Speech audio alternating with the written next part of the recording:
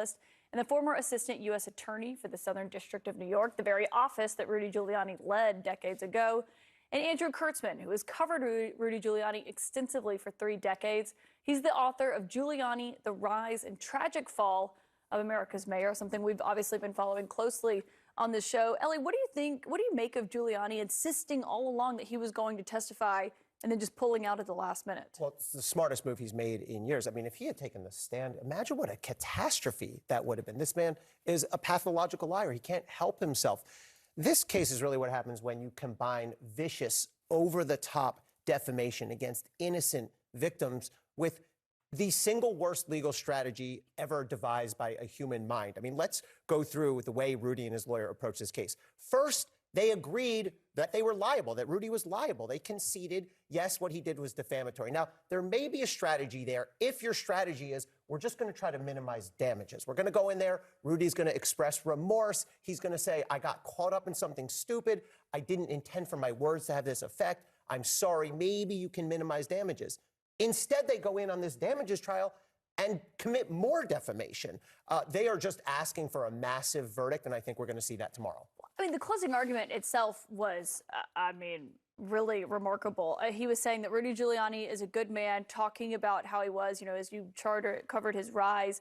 He said he hasn't exactly helped himself with some of the things that have happened in the last few days. I take it by that he means probably continuing to defame the women outside of the court. And he also said, talked about his age and said that he's having a hard time accepting the facts about this case. I don't think he's having a hard time accepting the facts. I think that one of the things, maybe the reason I'm most fascinated by Giuliani, I've spent 3 decades covering him, is this sense of moral certitude, that he's right and you're wrong. And he's, this is the reason he almost became a priest. And he's always felt that he has kind of the corner on morality, right? Even when he does terribly immoral things. So, he's on the brink of bankruptcy. He's been indicted. He's had 10 civil suits against him. He's effectively been disbarred. He's been on a downward spiral, and he's almost hit rock bottom right now. And there he was the other night outside saying that he was right, and Ruby Freeman and Shane Moss actually were fixing the election. I mean, he's a remarkably arrogant person who will, go to his grave believing he was right, the election was stolen, Donald Trump was a victim. I mean, but how does the jury listen to this, to what he's saying outside of court, but also to what they're saying in court and saying, don't remember this Rudy Giuliani, think of him after 9/11 and as the mayor of New York, and all of these claims that they were making about what he was like then, saying that's not what the jury's considering here. It's irrelevant. This isn't about, is Rudy a good person? Was he a good person 2 decades ago? This is about what damage did Rudy Giuliani's defamation do to Ms. Moss and Ms. Freeman? And there's 2 aspects of this, and I think they're both going to come into play tomorrow. When the jury returns its verdict, there's going to be compensatory damages, meaning you have to repay these people for the actual out-of-pocket damages they suffered or economic opportunities they lost. Then there's what we call punitive damage, which is, this case is why we have punitive damages, because it allows the jury to send a message to tell him what you did was so grotesque, so over the top, that we need to punish you, deter you, and deter others. And I think we're going to see heavy numbers on both of those. You think heavy numbers? I do. We have talked extensively that he doesn't have the money to pay that.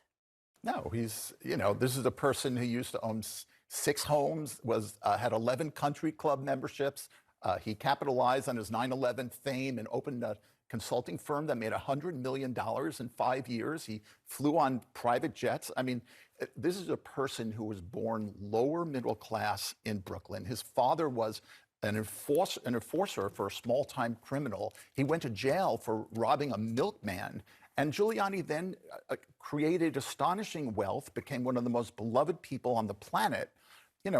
Where he is now is quite a fall from where he But also, go ahead. Well, I was just saying, if I can add to, I never met the man, but as you said, I worked in the Southern District of New York 20 or so years after he was there. I started in 2004.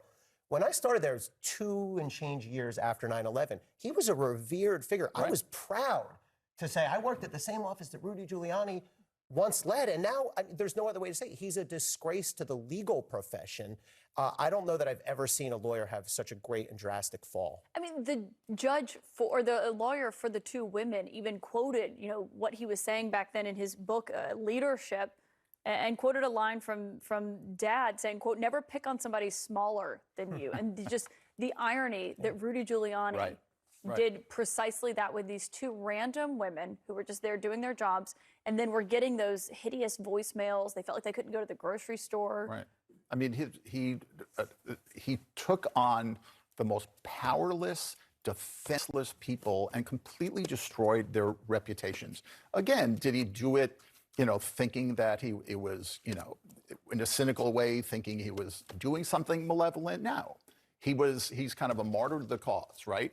Donald Trump was robbed of the election, and end justifies the means, and we're going to use these two women to prove our case. The fairness and morality be damned. Yeah. When we think about all the damage done by the lie about election fraud, we tend to think about institutional damage to our democracy, to our public faith. But there's human beings. I mean, Ms.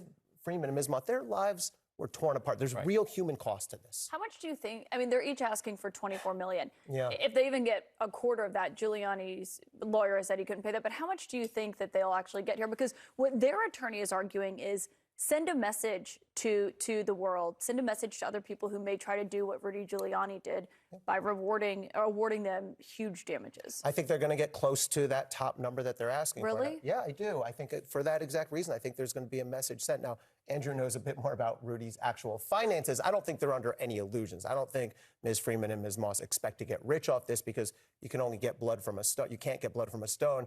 And I don't think Rudy has that much liquid. No, I mean, he's being sued by his lawyer because he can't afford his legal bills. Again, there's 10 civil suits against him. I mean, he's got to be headed towards bankruptcy no matter what happens. Well, and he's still facing the case in Georgia, where he's been indicted as well. And I have to bring this up because this was one of the most amazing things I saw today. The Atlanta Journal-Constitution reported that, as we know, two of the other, co-defendants here, Sidney Powell and Kenneth Chesborough, took guilty pleas. And as a part of a condition for those guilty pleas, they were told to write apology letters by the DA. We got to look at them today. They're each one sentence long, and Sidney Powell's is written on this lined notebook paper. She said, quote, "I apologize for my actions in connection with the events in Coffee County." Chesborough wrote, "I apologize to the citizens of the state of Georgia and Fulton County for my involvement in count 15 of the indictment." I mean, that reads like an apology that, when you hit your sibling or something as a child and your parents apologize to your brother, and you're like, sorry. Sorry, it's you your don't fault. You don't really mean it. Yeah, I mean, look, I'm going to take maybe a contrarian position on this. They treated this like a joke, and they should have. Because this is not a thing that real prosecutors do. You don't make people write apology letters. This isn't kindergarten. The way people accept responsibility is they go into court, they plead guilty, they get under oath, they admit to the judge what they did. This is a stunt by the DA requiring these apology letters. And I almost applauded when I saw that they had treated it with disdain and sarcasm. I know it's not decorous of them to write these sort of sarcastic brush off notes, but I think it's deserving of this whole stunt. Could I posit one more serious thing, which is that he will not admit any kind of guilt in this case, right? Isn't that kind of an answer to those who say, oh, eventually Giuliani will turn on Trump? I mean, I've never believed he would just because he's Rudy Giuliani, but I don't see him, maybe, in the threat of jail, maybe in the last second, but he's not the kind of guy who's ever going to go in front of a camera or write the one sentence saying I was wrong. Rudy Giuliani this fantasy that Rudy Giuliani is going to be a cooperating witness against Donald Trump will not happen because I don't know that Rudy will ever come clean. I will tell you, no sane prosecutor would ever use Rudy Giuliani as a witness, put him on a stand and rely on him. He has been trying to get Trump to pay his legal bills unsuccessfully. Andrew Kirtzman, Elie Honig, unsuccessfully being the key word there. Thank you both. In Washington today, you could smell the jet fumes as House lawmakers were leaving town for the long holiday recess, not before authorizing an impeachment inquiry into President Biden. We'll speak with a member of the House Oversight Committee right after this. Also, speaking of evidence, a follow-up to our interview Monday night with Senator Ron Johnson.